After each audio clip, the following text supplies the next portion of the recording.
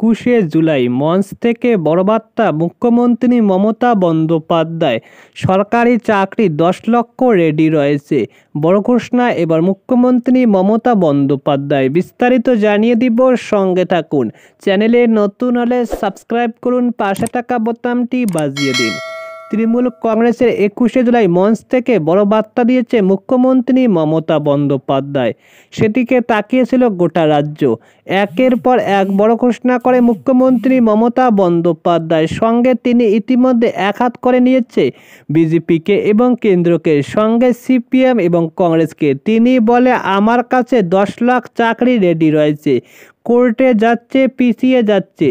OBC নিয়েও বিস্ফোরক বার্তা দিয়েছে মুখ্যমন্ত্রী মমতা বন্দ্যোপাধ্যায়। তিনি বলে, ওবিসি নিয়ে আমরা লড়াই করছি, কারো চাকরি যাবে না, এমনটাই বার্তা দিয়েছে মুখ্যমন্ত্রী মমতা বন্দ্যোপাধ্যায়। তিনি সরাসরি দুর্নীতি নিয়ে বার্তা দেয় রাজ্যের বিভিন্ন পৌরসভার চেয়ারম্যান, পঞ্চায়েত প্রধানদের। তিনি বলে, কারো বিরুদ্ধে যেন অভিযোগ না পাইলে তার বিরুদ্ধে কড়া ব্যবস্থা নেওয়া হবে সঙ্গে সঙ্গে। তিনি আরও বলে, আমি চাই যে গরিব থাকি তারা যেন ইতিমধ্যে অনেকটাই এগিয়ে যায়। বৃষ্টির জল পড়লো, একবার স্নান করব ধুয়ে যাবে, কিন্তু গায়ে বা মনে একবার নোংরা লাগলে সেটা ইতিমধ্যে থাকবে। নির্বাচিত হয়ে মানুষের সেবা করতে না পারলে তাদের সঙ্গে কোনো সম্পর্ক রাখবো না। দুর্নীতির সঙ্গে কোনো আপোষ নয়, এমনটাই বার্তা দিয়েছে।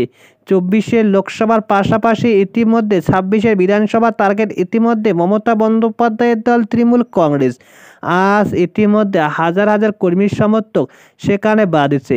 এ নিয়ে বড় চমক। সঙ্গে ইতিমধ্যে উত্তরপ্রদেশের মুখ্যমন্ত্রীর বিরুদ্ধে লড়াই করে অখিলেশ যাদব যে গুরুত্বপূর্ণ ভূমিকা নিয়েছে তার প্রশংসা করেছে। আজ মঞ্চে বড় চমক দিয়েছে মুখ্যমন্ত্রী বন্দ্যোপাধ্যায়।